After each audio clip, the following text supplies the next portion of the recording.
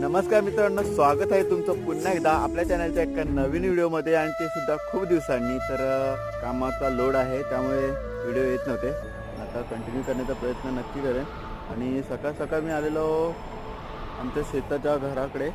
हे बघा, आणि सकाळचं सुंदर वातावरण आहे. आणि या सुंदर वातावरणामध्ये सकाळ सकाळ मला असं सापाची मेन कात, तुमच्याकडे काय बोलतात माहीत नाही, पण आमच्याकडे सापाची मेन म्हणजे सापाची जी चाल असते ना ती दिसली आणि मी दचकून गेलो.